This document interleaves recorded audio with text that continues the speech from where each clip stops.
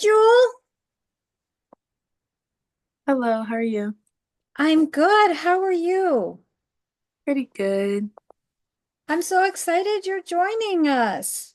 Thank you, thank you. Hi, Kathy.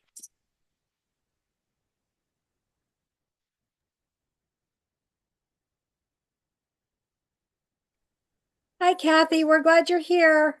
Hi, Jamie. Glad to H- be here. How are you? Doing okay. Good. I like hearing that.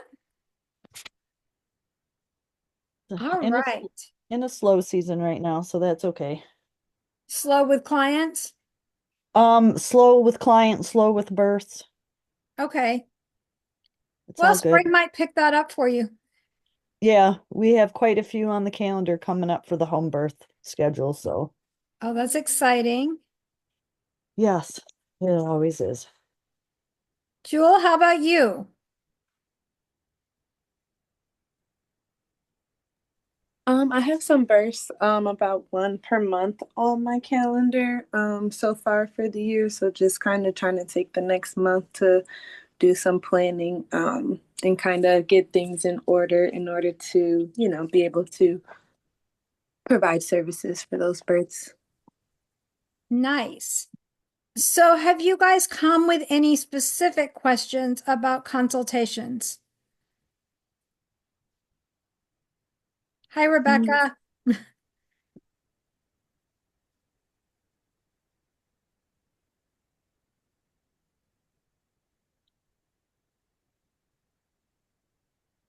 I guess, I mean, I know I've had enough consultations, just sometimes they seem to go on for a long time, and just maybe a way to pare that down a little bit.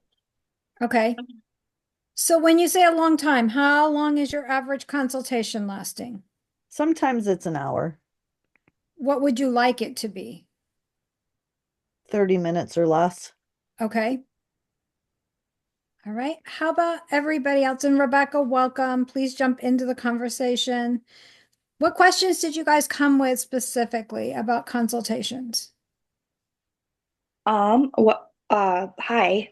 Um, so I'm a new doula. So I'm very new to this. And I kind of just I want to hear like what other people do, like for like what's your flow? Like, because I definitely like I try to, have some sort of structure, with my consultations, but I guess sometimes I kind of feel like I don't know what to talk about next. Like how it can flow nicely. And then like I feel like I always kind of forget something at like during my consultations. And then sometimes I also feel like I do a little bit too too much too. Sometimes mine go over, but that's okay. I'm a chatty Kathy. Okay. And Jewel, did you have any specific questions? no like specific ones. I had thought I was gonna have another person like log on and just kind of wanted them to get an idea of like how like the consultations go. But like to everybody else's point, just keeping them like in a certain amount of time, and getting the most out of the time that we're talking to them during the consultation. Absolutely. Hi, Jennifer.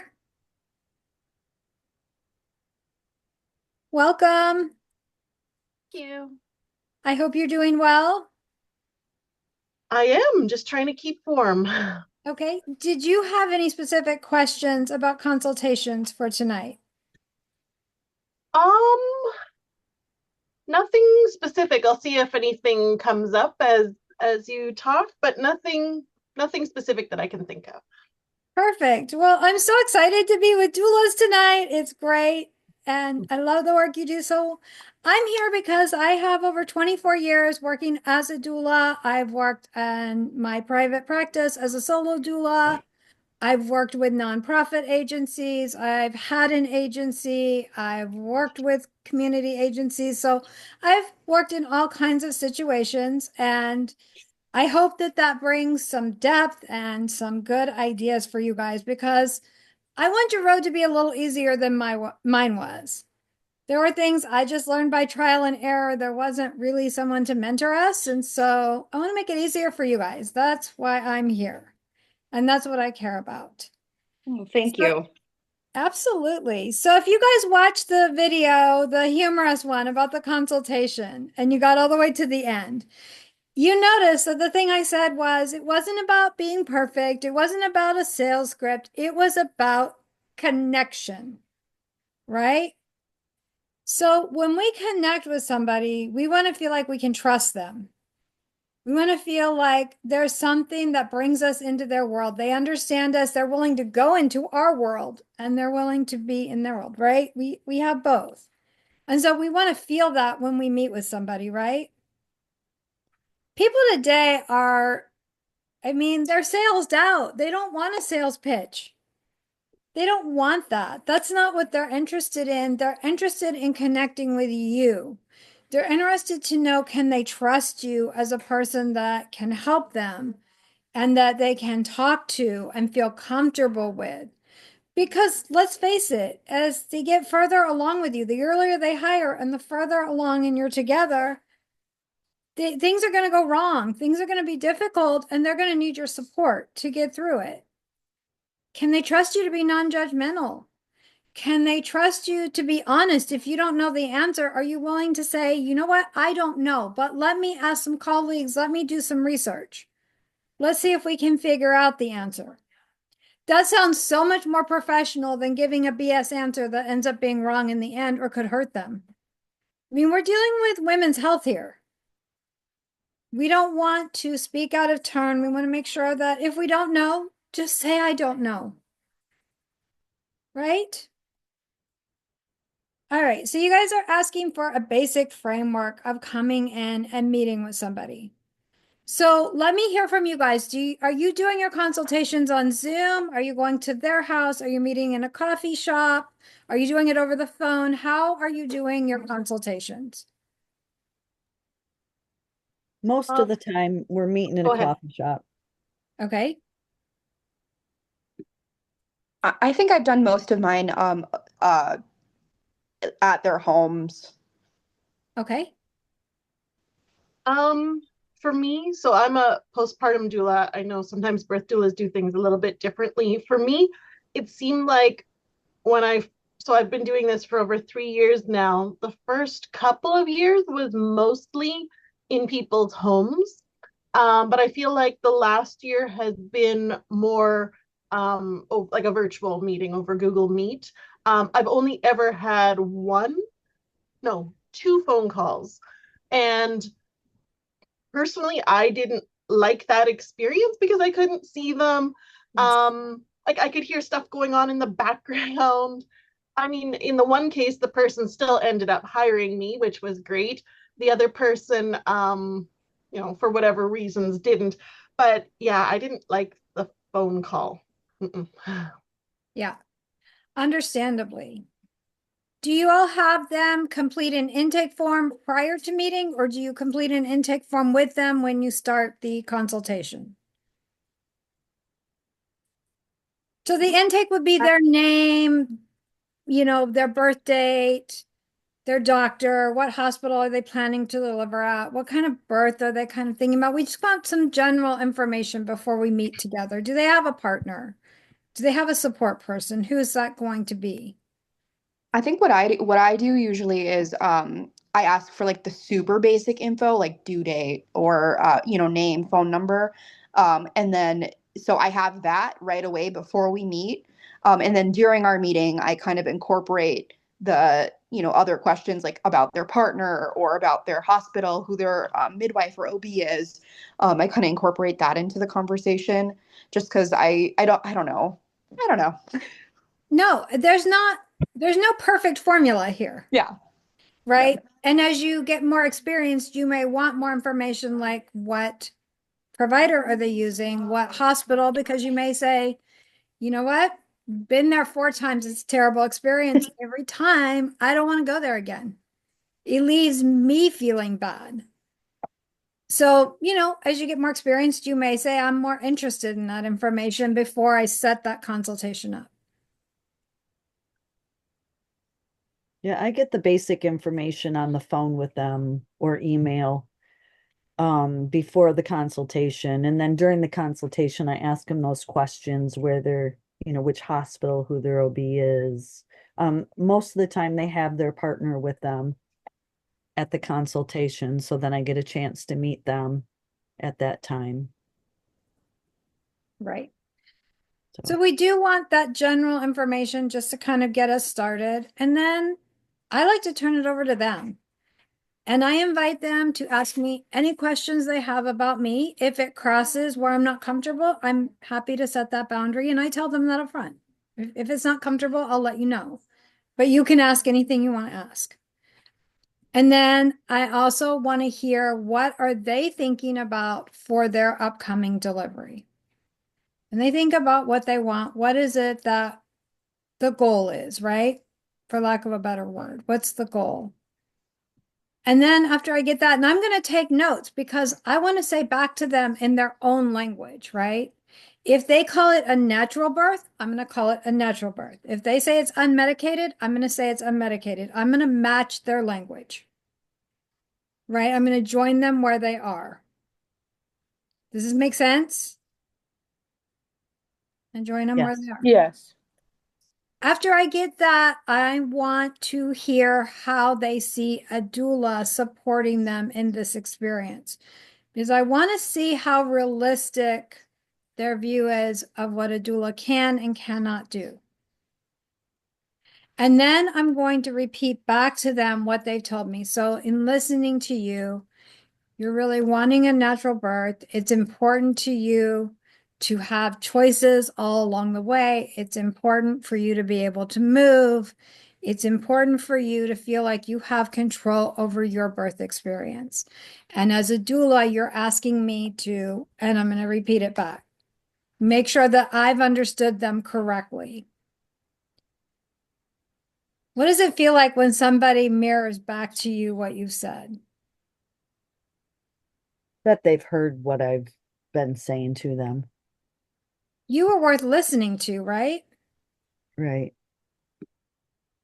And it's funny because there was, for a little bit, I wasn't able to take notes as a therapist. And it was very interesting. I had clients who were like, "You're not taking notes. How are you going to remember?" When really, I'll be honest with you, I was more present when I wasn't taking notes because I was right with them. I was matching them all along the way. But to some of my clients, the act of taking notes was a way that they saw I was there and present. So for some people, that feels like a way that you are making time and showing that they're important. And other people aren't as worried about it, but you won't know with these first clients. You won't know in this first meeting, right? So taking some notes, jotting down the words they used. I mean, it's so easy. We're with them and present, but it's nice to have their words written down so that we say it back to them. That way they really feel heard and understood. That's going to build this backbone of trust, right? And then if there's anything that I need to talk about, maybe their perception of a doula isn't quite right, or they're expecting me to be the only person advocating on their behalf. I'm going to make that correction gently. I'm going to tell them what I do and what I don't do as a doula.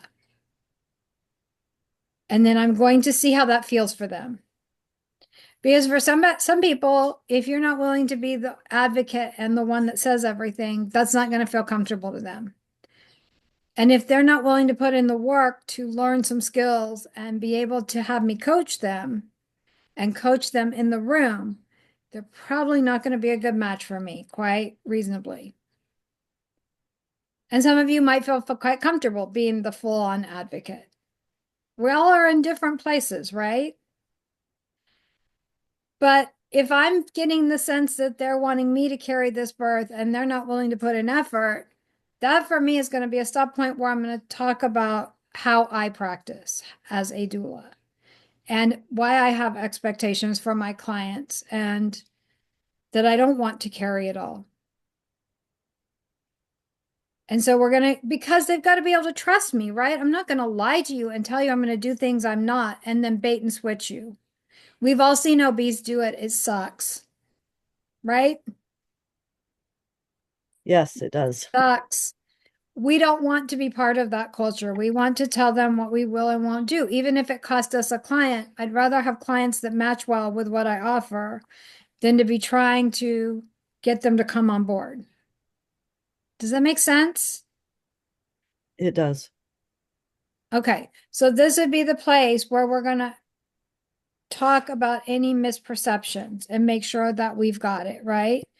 And if they want that unmedicated birth, then we're going to talk about what it takes to get there. They're going to need to invest in a high quality childbirth education class. They're going to need to spend some time reading or listening to podcasts. They're going to need to spend some time watching some natural births, getting comfortable with the sounds and sights that go there, getting their partner or support people comfortable. I want to kind of go over that so this is not a surprise to them, that it does take effort. And then again, I'm going to stop at this point and ask them if they have any questions or if there's anything they would want to clarify at this point. Right? So we want to make sure that we're doing that. And then we want to go over our services at this point. So this would be the point to say, okay, I want to go over the 3 service packages that I offer. And you give them a sheet and you have a sheet, or you have it in digital format and you go over it together. What's in each package? And then you look at them and you say, based on what you're telling me right now, this is the package I think would best meet your needs. Some people, it's going to be out of their price range. Some people aren't going to want to make that investment. That's okay. But you're going to make your suggestion and you're going to let them know why. Why are you suggesting that? I'm suggesting the higher package because you are planning for an unmedicated birth that gives us some more prenatals. It gives you calls in between. It makes sure that you have all the things to set you up to be successful. And I believe that that will be the most benefit to you. And by doing this, you are going to go into your birth and you're going to have tools. And if things were not to go as planned, your tools are still going to help you to have a better experience than if you weren't prepared in this way. You'll be able to talk and ask questions. You'll be able to make choices because you'll understand what's available to you. And, you let me know what works for you. And this would be the point where if they are leaning, and then you say, how does this all sound to you? Does this sound like what you're looking for? Because there's no point in going into price if it's not what they're looking for. But if they say, oh, that sounds so good, but I don't know how I would ever afford it, that feels out of my price range, we acknowledge that. And then we say, if you really want that, do you guys offer payment plans or do you want it paid in full? I would take payment plans. Okay. Payment plans as well. Okay. I would take payment plans, and I have before, and especially when I like really connect to the client, then I'm like, okay, like, this is what we can do. Right. Again, for me, postpartum works differently, but I offer an incentive for people who pay fully before the birth. Yep. But I do allow what most people choose to do is pay my retainer, and then basically after they've used the hours, then I bill them week to week. Okay. And I like that. You can decide how you want to do these payment plans. And I think from birth doulas, by 36 weeks, for sure, you want to be getting that last payment so that you can ride the last month feeling at ease whenever they call. I think if we go much past that, we can end up in some uncomfortable situations. And we don't want to do that, right? No. So you have choices. I know that if you use Square to invoice your clients, they can use Affirm. That way you're paid in full upfront. and a firm takes care of any collections or issues with their credit card. Obviously, there's a small fee for that, but it can be well worth it. Or if you're going to offer payment plans, I like what Jennifer said. She offers an incentive. So that incentive could be a little bit off of the price. That incentive could be they get an extra visit. That incentive could be they get a day of discharge visit when they after they leave the hospital. It could be all kinds of things that really work that don't cost you a whole lot of money, but it's an incentive for them to pay up front. And if they absolutely can't, if you're going to hold the burden, you should charge a little bit extra. So again, that's my opinion because you're holding the burden. If at payment 3 of 6, they don't pay, you're out the money, right? You may not have to go to the birth, but you're out and you've budgeted time for them and you've reserved time on your calendar. That can be a bit challenging to get filled. Anybody else have thoughts on that?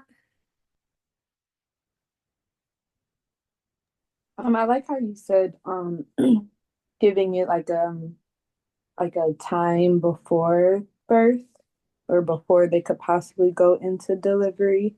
That wasn't something that I had been implementing before. I mean, I haven't had like any issues, but I think that, like you said, that'd help take the burden off as they're going into those final weeks. So, Right. When I first started, it was common practice to take 50% up front and 50% at the postpartum visit.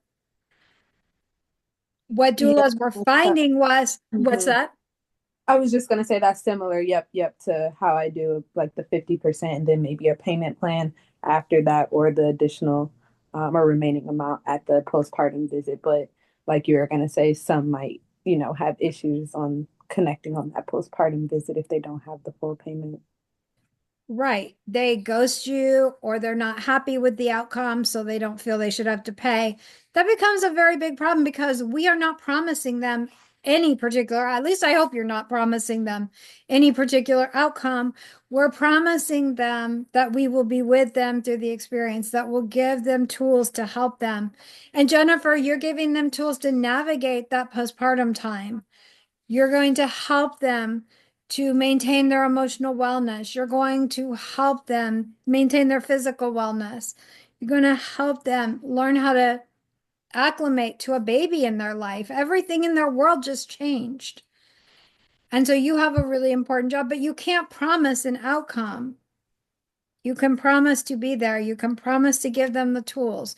You can promise to ride this ride with them. But the bottom line is, there's so many things that are out of our control when it comes to birth and postpartum. You can help her, you can give her time to nap, you can make sure she's getting healthy food.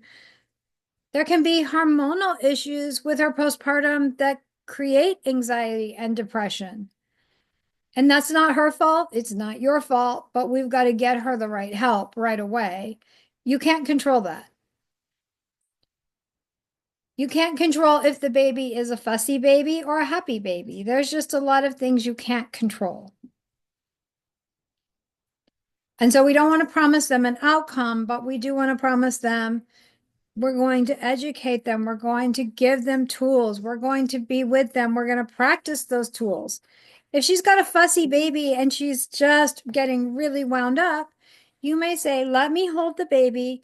You take 5 deep breaths. You want to go in for 4 and out for 6 and do that 5 times to just get her nervous system reset. And then you're going to be working with the baby while she's doing that, right? But again, I'm not promising you that the baby's going to be happy or sleeping immediately or anything else. I'm going to help you with what comes up. Same thing with birth. Things can be going along brilliantly, and at 38 weeks, she's got protein in her urine, she's got high blood pressure, she's swelling. They're sending her in for induction. You have no control over that. You may have given her lots of tips. You may have done lots of things to try and support her. Maybe you recognize some risk factors early on. But at the end of the day, if it comes down to that, you're going to go through the induction with her and help her ask good questions, help her navigate this with her team, help her to get as much as we can out of that original birth plan. So we want to make sure in the consultation that's something that we are being sure that they understand, that we are there to support them and we are there to walk with them, and we will give them the tools all along the way. But at the end of the day, things are unpredictable, and we're going to be as flexible and help them to come through this the best we can. Right? Does this all make sense? Okay, Yeah. Rebecca's got her thumb up. All right. And then when you close the consultation, you want to have confidence. It was so nice to meet you. I'm looking forward to hearing from you when you make your decision. And then I can send over the contract and the payment plan or the payment sheet so that you are ready to go. And then you'll say, once you do that, it will activate another form, which will be your welcome letter, which will tell you how to schedule your appointments, how to get a hold of me for urgent issues, how to get a hold of me for non-urgent issues, and what you can expect in response time. And then we'll begin working together. So I would love that, you know, and then just end it there. Be confident that you've given them what they need to make this decision. If they say we're meeting with 3 other doulas to make our decision, that's great. I always love when clients feel confident in the doula they choose for their family. Don't let it rattle you. Just go with that confidence. Just have that line that you're going to say. And then I don't hold space. I know some doulas do. I don't hold space. If you're a fast action taker and you really want to work with me, then you're going to go ahead and book it and we'll get this done.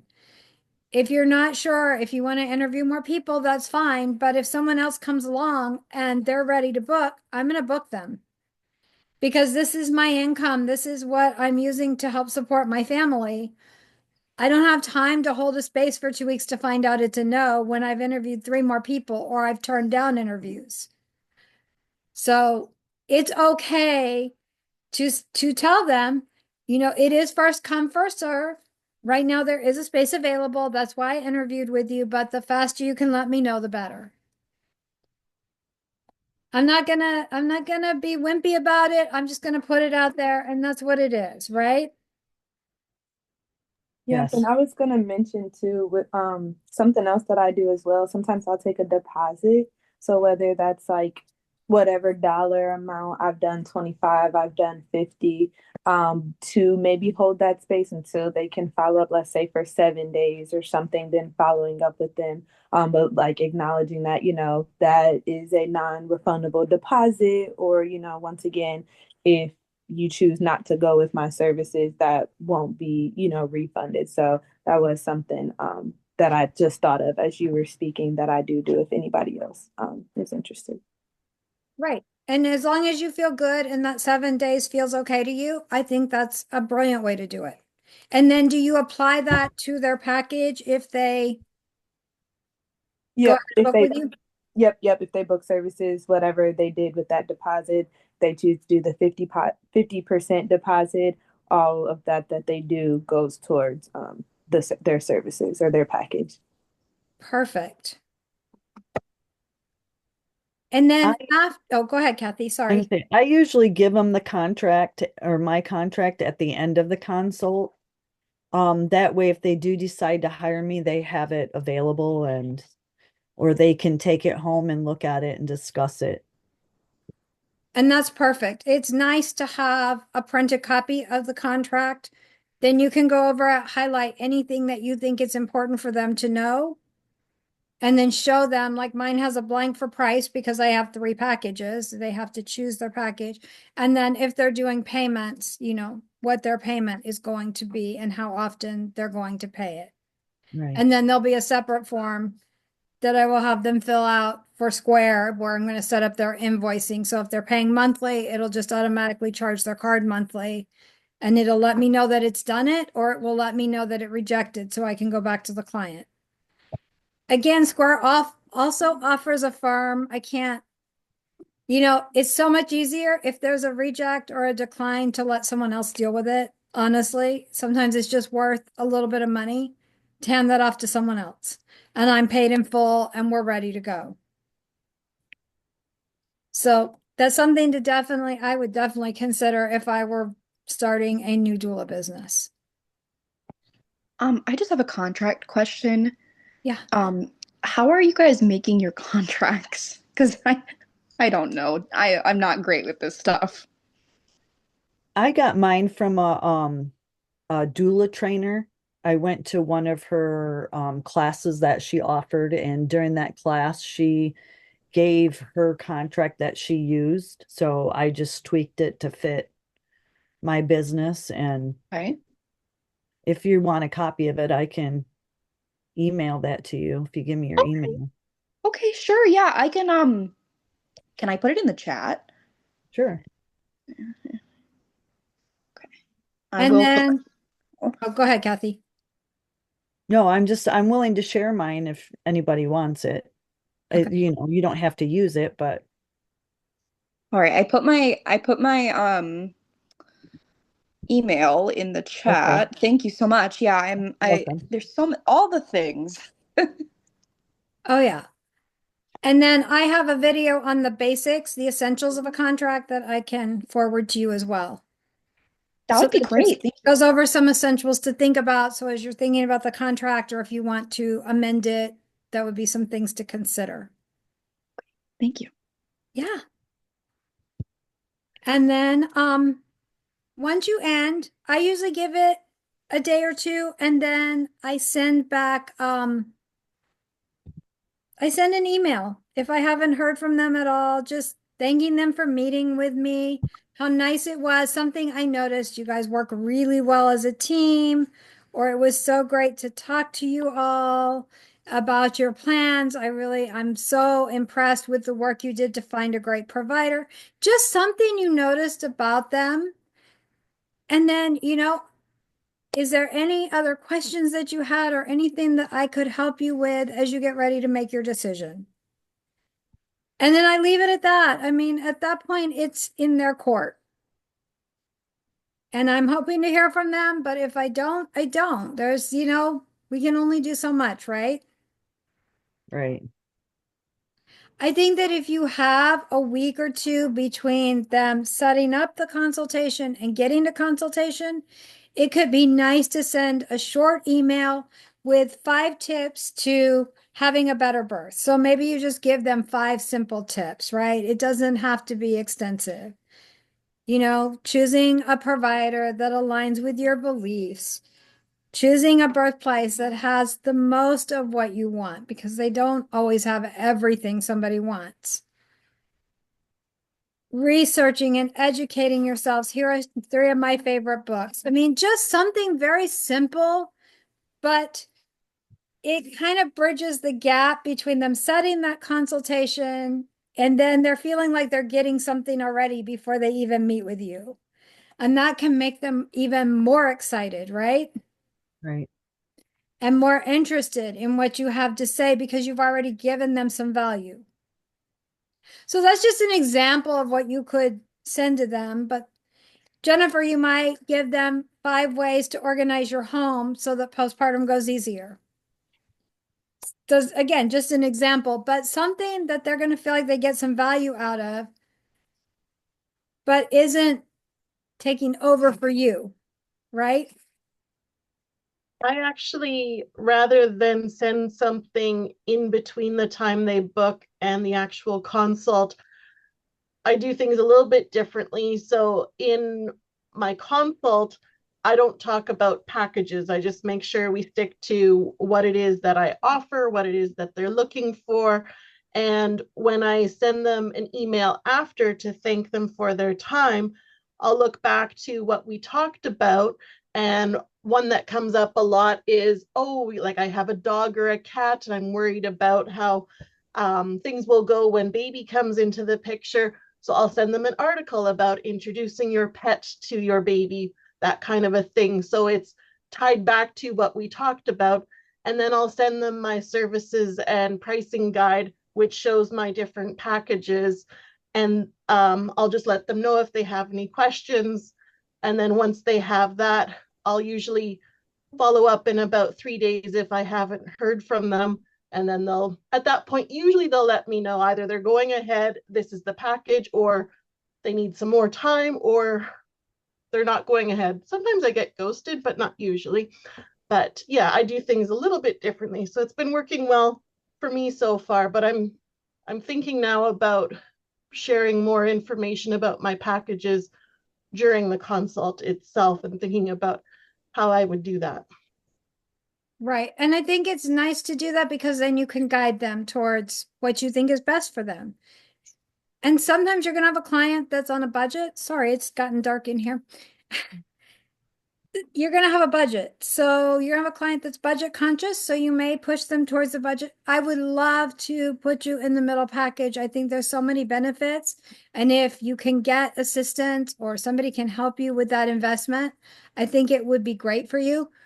But I will make sure if you're on the lower package that I give you all the value I can to help you get ready, right? I'm not going to give you the middle package, but I'm going to give you value in what's in that first package.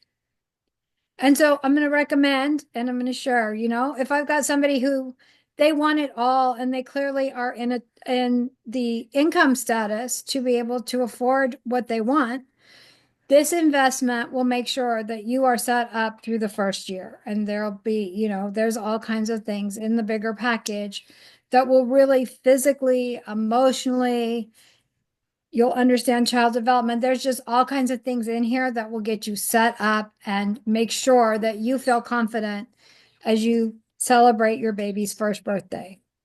So that's going to be a bigger package. It's going to carry a bigger price tag. It's not for everybody. Most people are going to fall in your middle package. That's the truth of it. That's where we're going to point most people, and that's where most people will fall. But having a bigger package gives you an opportunity to sell a bigger package.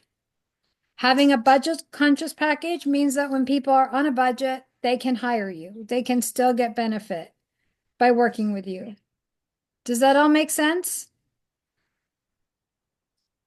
So that's foundationally, that is how I would do a consultation. And Kathy, you should be able to do that in a half hour as long as you and clients stay on track. You may have to redirect to keep in that half hour limit if it gets off track. Could you see how to do that? Sorry, I was muted. Yeah, I do. And one thing I did, I forgot that I did this because I haven't had a consult in a while, but I actually Googled questions for me to ask potential clients because sometimes when I meet with them and I start asking them some questions, they don't know, or when we meet, they don't know what questions to ask me. So Right. like, I'll ask them like, can you give me some reasons or tell me some about why you're looking to hire a doula, or what are your goals and expectation for your birth or postpartum experience? And how do you envision my role as your doula throughout your pregnancy and labor and things Some like that? other great questions are, what do you like about your provider? Is there Okay. anything you're not fond of? So that you kind of have an idea of what this provider is like. Let me go turn on a light real quick. Hold on just a second.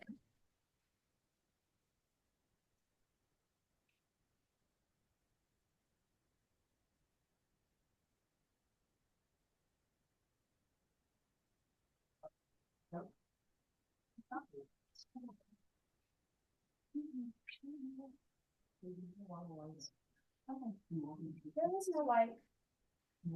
Yeah, light would be good. All right, my husband's getting us a light. But another great question is what are some of your favorite resources, or have you started looking at resources yet? Because if they're saying they want an unmedicated birth and then they're going to things like what to expect when you're expecting, or they're going to more conventional videos, things like that, or they're asking friends who had an induction ending in a C-section, Right. Yeah, they're not aligned. And that is going to be something that we're going to want to be aware of, is that their goal and what they're putting in their mind are not aligned. And so it will be harder for them to get the outcome they're looking for. Right? If I want to learn to cook keto and I grab a Mediterranean diet cookbook, how successful am I going to be at keto? Not very No, successful. because I don't have the basics of keto down and I'm using a cookbook that's a totally different diet plan, right? Right. So the more aligned somebody is, and maybe somebody starts into keto and goes, I hate this. No bread, no pasta, no, this is terrible. I hate this. Then we might realign them back to, you know what? Mediterranean might be a better fit for you, and lots of people have success on it. Here's the pros and the cons. We would do that as a doula as well. What to Expect When You're Expecting is a book that looks at all kinds of things that can happen during pregnancy, good and bad. And it's focused on a very medically based model. And you're telling me you want an unmedicated birth. I'm wondering if you feel like this is good alignment. And let them tell you why it aligns or doesn't align. Again, we're going to learn a little bit about psychology and the way people think, right? Right. And what they're thinking about. And that helps you as a doula to know how to help them. And that's a really good way. Jewel just posted something here. This was great info. I have to go. Okay. Jewel, we'll miss you. Bye. All right. So we've gone over the framework of a consultation. What's the most important thing in a consultation? Connection. Connection. Absolutely. Connection. Getting that trust and connection is key if we're going to get to a place where they're hiring and it's going to be a good match, right? We want a good match. If that trust is Right. not there or it's not aligned to what we believe in our philosophy, it's going to be a harder run. I mean, if somebody hires you and says, my doctor induces at 38 weeks, I want to go with it. I want an induction with an epidural. And I just want to be done with being pregnant. Does that align with what you see about birth and believe about birth and what's healthiest for mom and baby? If it doesn't, you might be okay right up until they make that decision, and then it's going to feel uncomfortable. Right. Right. And our job isn't to change their mind. Our job isn't to tell them what kind of birth to have, but our job is to be there with them. We can only do that if we're able to non-judgmentally be with them and help them. And if you feel you can't support somebody, it's okay. There's lots of reasons that can happen. It doesn't say anything about you as a doula. You can be an amazing doula and there's clients you won't mesh with or that make it harder for you. And Jennifer, I'm sure you've seen this on the postpartum side. Sometimes the consult goes really good and you get in it and they're asking for all kinds of things that you all never talked about before. Uh, Usually happen, but I suppose it could. Okay, I've had it where they push the boundaries. So, and that's always difficult, right? Like we've I, talked about my role as a doula, and then they push that boundary. We really want you to do X, Y, or Z that I've never said was in my contract. that's happened to me before, but also I think I just look like somebody who you can do that too. But But what happened, Rebecca? oh, sorry, my name is Brianna. Oh, I'm so sorry. I That's can't okay. read. Okay, I don't No, have my that's glasses okay. on. I'm sorry. That's okay. That's okay. I was like, who's Rebecca? She sounds fun. Oh my gosh, I'm sorry. No, but no, just like, sometimes people you know, want you to do things. I've definitely had boundaries pushed. And sometimes I'll let it go. And then sometimes, I'll have to have that little awkward conversation.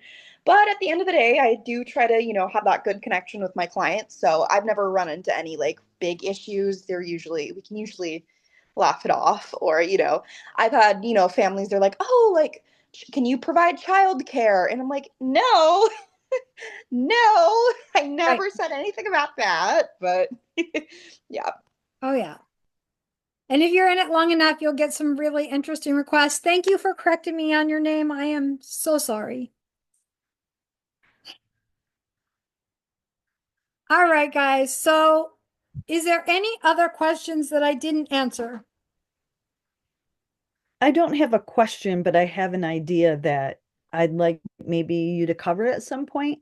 Okay. Sometimes I have clients that hire me earlier in the pregnancy, and I would like to have a topic maybe once a month that I email them on because that might be 2 or 3 months before we meet again. So Right. having a discussion on what things would be good to send to them. I mean, I kind of have a basic idea, but I think that Perfect. would be a great topic. Okay. Absolutely. So I'll maybe post something in the group and then send it out as an email as well. So that's a really great question, Kathy. okay. It's Also something I've want, been oh, go ahead. thinking. It's just something that's been on my mind lately. I think it's a nice way to connect with them and show the value that they're still getting value even though you're not meeting. So I think that is a really great idea. Thank you. So I wanted to let you guys know I'm offering 10 doulas the chance to work with me for 3 1-hour sessions. In those 3 sessions, there's no cost for this. In those 3 sessions, we're going to focus on pricing your services, feeling confident, and addressing any limiting beliefs around money that might make it difficult for you to have these money conversations. If you want one of those spots, all you have to do is on Facebook, just private message me, let me know you're interested in one of the slots, and we'll get everything set up for you. But as a new doula, that might be a really great option. Yeah, that sounds really interesting. Is that an in-person or Zoom? It's going to be Zoom, unless you're coming to the Caribbean. Oh, Yeah, what is that where you're at? yeah, Oh, I'm jealous. Okay. Yeah, Really? well, I'll see you on Zoom. yeah. You'll see me on Zoom. I'd love. Maybe we'll do a retreat here at some point. Yeah, please do. Yeah, That'd be awesome. Yeah. we can do a retreat, and the retreat center is beautiful. It's about half a mile to the ocean. You can walk it. Oh, It's nice. gorgeous. The beaches are amazing. All of them are amazing.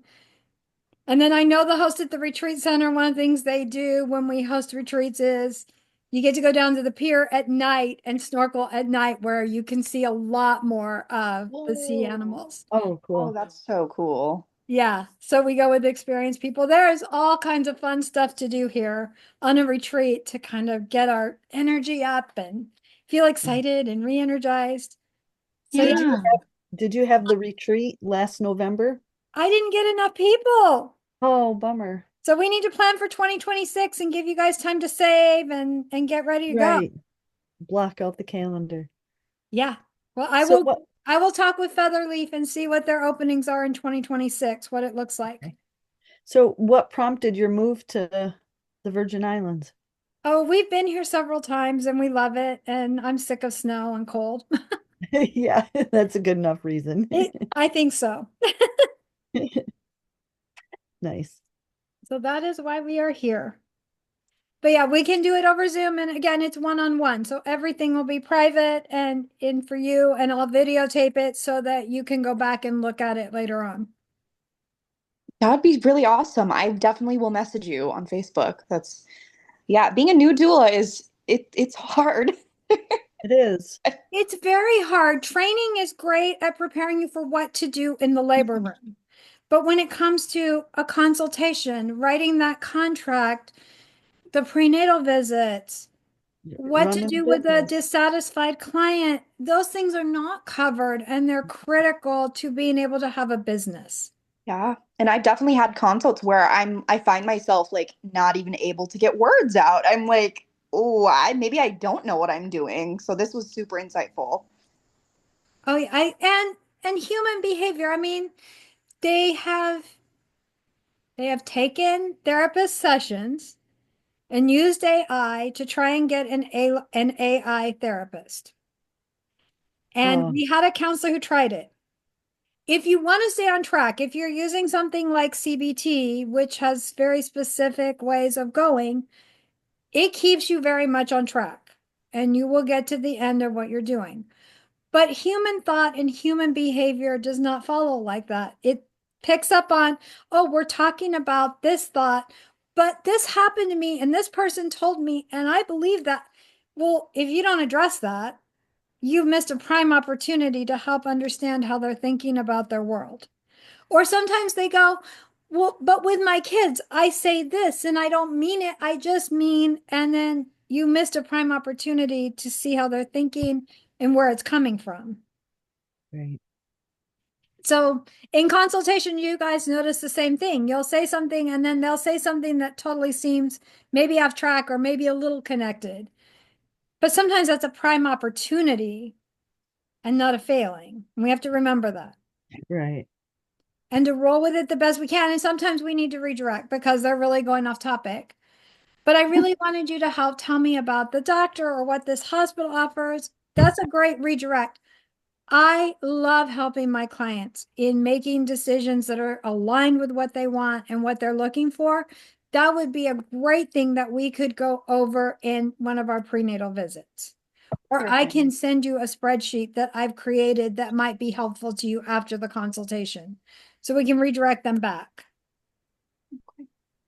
Well, thank you so much. I have to head out, but this was super helpful. So I'm looking forward to more meetings in the future. Great. I hope you'll sign up for the challenge and we'll work on your pricing. Okay, sounds good. Thank you. All right. Bye, Bye-bye. Kathy. Bye, Jamie. Bye, everybody.